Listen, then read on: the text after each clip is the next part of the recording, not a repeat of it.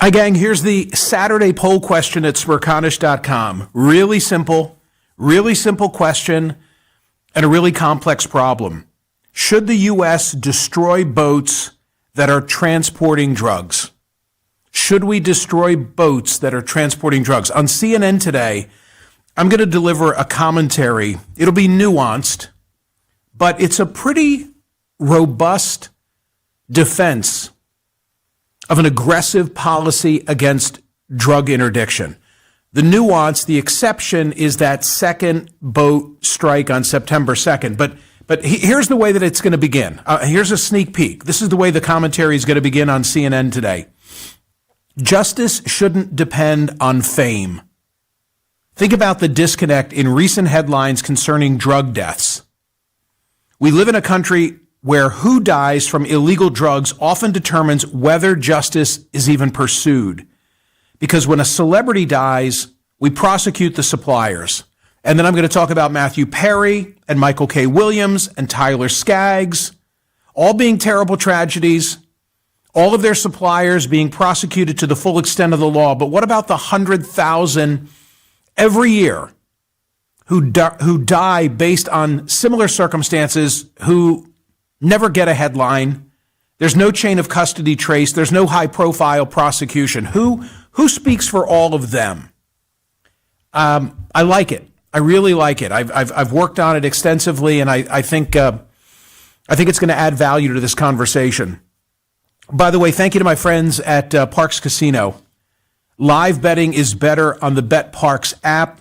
You can join me and get some skin in the game. Live betting makes watching the game all that much more fun. Tomorrow action, Philly a 2.5-point road fave at L.A. Pittsburgh, 5.5-point underdog at Baltimore. New York's Gang Green hosting Miami. BetParx, the only app that I ever use and recommend, as well as playing all my favorite casino games like blackjack, craps, roulette, and hot online slots. But this BetParx online sportsbook and casino giving you another way to win on pro football. The double the spread on one select pro football game every weekend. Check that out for this weekend's games. Bet on pro football and college football today, a huge college football day, as a matter of fact. You got to be 21, Pennsylvania, New Jersey, or Michigan. ParxCasino.com. They've got all the details. Gambling problem, call 1-800-GAMBLER. Okay, so yesterday's poll result at Smerconish.com, also on the boat strike issue, 30,134.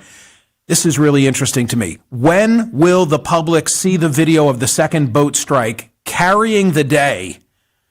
46.04% who said never. My answer, I'm in fourth position because I'm in the 12.53 who say days. I have to say, if I were voting today and not yesterday, might I change my answer? I might. I wouldn't go with never. I might go with weeks, but I'll stick with days for now. But on this boat strike issue, what I have been doing, and I laid this out on radio yesterday, and I did so the day before as well, is I'm reading all the coverage. I'm reading, the Wall Street Journal has had great coverage. The New York Times has had great coverage. CNN has had great coverage. The Washington Post has had great coverage. I read those and more each and every day. And when I comb through the stories, I'm trying to sort of Zapruder the incident. You get that reference, right? Abraham Zapruder, the 8mm, Dealey Plaza, Kennedy assassination. Okay. So I'm just looking for the nuggets that collectively tell this story and also leave questions that need to be answered. I mean, we need to see that videotape. That's one of the takeaways. But from the most recent reporting, and in no particular order, here are some of the things that I see developing. And my intention, although time will be a factor, is to go through some of these with Admiral Stavridis on today's CNN program. So, new reporting relative to the boat strike.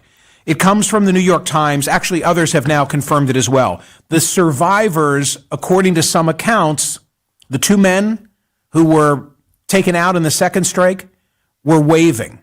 From the New York Times, the two survivors of the U.S. military's first boat strike on September 2nd climbed atop the overturned hull and waved to something overhead, according to multiple people who have seen video of the attack.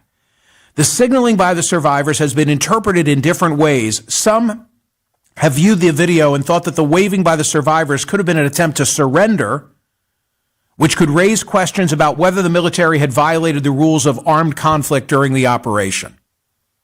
Okay, again, they don't sound like they are actively in the fight if there's some kind of an SOS that's going on. A similar description from the New York Times, again, as to what was going on at that critical moment.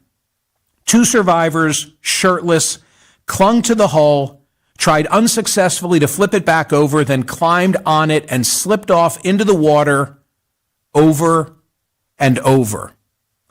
That's the New York Times coverage. From CNN, the 2 men killed as they floated, holding onto their capsized boat in a secondary strike against a suspected drug vessel in early September, did not appear to have radio or other communication devices. As far back as September, defense officials have been quietly pushing back on criticism that the killing of the 2 survivors amounted to a war crime by arguing in part they were legitimate targets because they appeared to be radioing for help or backup. It's not a good picture that's emerging. It's a picture of shipwreck. Another account, this one from the New York Times. Again, I grab a paragraph here and I grab a paragraph there and see where they all fit together or where they're in conflict with one another. But the video did not show that any radios or satellite phones, according to the people familiar with the briefings, and a surveillance plane apparently did not spot any nearby boat. So the picture that emerges is one of these 2 guys, after their 9 cohorts are taken out, are there fighting for their lives, at risk of drowning. They don't have a phone. They don't appear to have any weapons.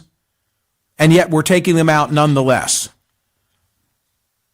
Another account from the Washington Post on the same issue of what does the video show relative to those 2 guys. One lawmaker familiar with Thursday's briefings and the video that was shown said there was no boat, there was wreckage. There was no radio. There were 2 guys clinging to a tiny, non-awash portion of the keel of a capsized boat. And now, additional new reporting today, Saturday, from CNN. The boat was not headed toward the United States. The alleged drug traffickers killed by the U.S. military in a strike on September 2nd were heading to link up with another larger vessel that was bound for Suriname. I confess, never heard of it. If I had, I forgot of it. A small South American country east of Venezuela, the admiral who oversaw the operation told lawmakers. According to intelligence collected by U.S. forces, the struck boat planned to rendezvous with the second vessel and transfer drugs to it. So not directly headed in the direction of the United States. Okay, so now with that picture that I've shared with you, apply the law. And there are a number of different components of the law that have applicability, but the critical one is the Department of Defense Law of War Manual, which states expressly that people in a shipwreck, meaning a vessel that can no longer operate, can't be fired upon. Combatants in such a situation would be considered hors de combat, rendered out of action. Now, there is some secret Justice Department memo that provides legal backing to the administration for doing what they're doing, but we haven't seen that. It reminds me of Andy McCarthy being on radio with me this week, having just written a couple of times for National Review, conservative legal analyst. And what did he say here on radio? He said, even if there were Al-Qaeda, and even if there'd been a declaration of war by Congress against them, you can't take them out if they're defenseless and shipwrecked. Another restatement of what I just referenced from CNN. It is considered a war crime to kill shipwrecked people, which the Pentagon's Law of War Manual defines as people in need of assistance and care who must refrain from any hostile act. So those are some of the aspects of this story that interest me. Here's another, and this comes from CNN coverage as well. The deliberation. This was not initially I thought, okay, Admiral Bradley had to make an instantaneous decision. You know, in the span of 3 minutes, he's got to decide, what are we going to do about these 2 guys that we can still see through satellite imagery? No, it was 41 minutes long. For a little under an hour, 41 minutes, according to separate U.S. official, Bradley and the rest of the military command discussed what to do as they watched the men struggle to overturn what was left of their boat. And apparently there was a JAG officer, there was a lawyer who was involved in this process. That's another of my questions. Are we going to learn all there is to know about that deliberation? Who was a participant in it? What was said? What were the arguments? Which raises other questions, including about the chain of command. Now I'm looking at the Wall Street Journal. Bradley told lawmakers he hadn't been given an order to kill all 11 men on the boat or to give no quarter to survivors. So that's according to Senator Tom Cotton. Remember, the initial reports were that Pete Hegseth had said, kill them all. It's apparently not that black and white. And something else, this is now CNN coverage, and I love that you're watching this on YouTube because PJ is showing you all the headlines from the stories that I'm relying on. Hegseth didn't know about this final piece, meaning the strike, the follow-up strike on the two, which also raises a question of whether he should have been brought into the loop. Quote, lawmakers were told on Thursday that Hegseth had made clear before the mission began that the strikes should be lethal, but that he was not made aware of the survivors until they'd been killed. During the cabinet meeting on Tuesday, Hegseth said that he observed an initial strike on the boat, but then left to attend other meetings and learned about the second strike hours later. Another element of this that I find significant, because I think it's a very troublesome picture that is emerging of Admiral Bradley's conduct. And then I read in the New York Times, another story, that Admiral McRaven, for whom I have the utmost respect, vouches for him. William McRaven, the retired admiral who oversaw the operation that killed Osama bin Laden, said on Thursday that while he did not know the details of the strike, he had deep trust in Admiral Bradley, who he called one of the finest officers I've ever served with. In the 30 years I've known Mitch, he's always displayed a strong moral compass, impeccable character, and someone I trust to do the right thing under even the most difficult of circumstances. That gives me pause. If Admiral McRaven says this guy is as good as they get, I want to give him the benefit of the doubt. Another aspect of this story that just requires some conversation and introspection is the Rorschach nature of it. From the CNN reporting, and these are all different stories, from the CNN reporting, interpretations of the video differed wildly. Cotton said he saw two survivors trying to flip a boat loaded with drugs bound for the United States and back over so that they could stay in the fight. House Intel Chair Jim Himes, Democrat of Connecticut, called the video one of the most troublesome things that he'd seen as a lawmaker.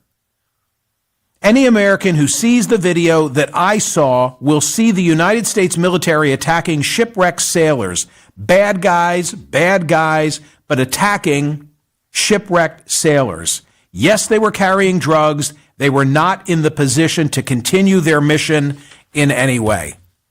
And I get it. As I said on radio yesterday, some are just going to say, like, screw them. They're bringing drugs into the United States. Take them out. I get that. I have that mindset myself. And politically speaking, it forces Democrats to be on the side, of the drug dealers. But the second boat strike is troublesome. If they were truly in distress in a shipwreck scenario, as detailed in an express example in the Department of Defense or War manual, then the second strike should not have been fired. But you know what would clear all this up? Show us the tape. Show us the tape. I mean, it's insulting. That's a good word. It's insulting to us that we have not seen the tape. And I hope that I was right in my vote yesterday that it's a matter of days until we do. 46% of you think we're never going to see it. We've seen all the others. The one that we want to see the most, we haven't seen. Anyway, should the U.S. destroy boats that are transporting drugs? Oh, Michael, you're simplifying it.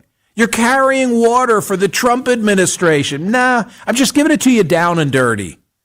When all is said and done, should we be taking out these boats? I say yes. I'm a yes vote. But on a follow-up scenario, you can't. The grounds are different. The grounds are different for taking out enemy combatants, those who are trafficking drugs in the country. I'll run through some examples in my commentary on CNN today. But the second, guys, that shouldn't have happened if it played out the way these accounts suggested that it did. All right. Thank you for watching. Go vote at Smerconish.com. Are you enjoying the YouTube offerings? The numbers suggest that many of you are, and I'm just elated about that because we cranked a lot of content here this week. And I hope you've gone and taken a look at the Tuesday video, which was the entire radio program and the entire team, and you got to see everything behind the scenes. So watch that if you hadn't. Watch that if you haven't. I really think you'll get a kick out of it. I'll see you on television. Thank you.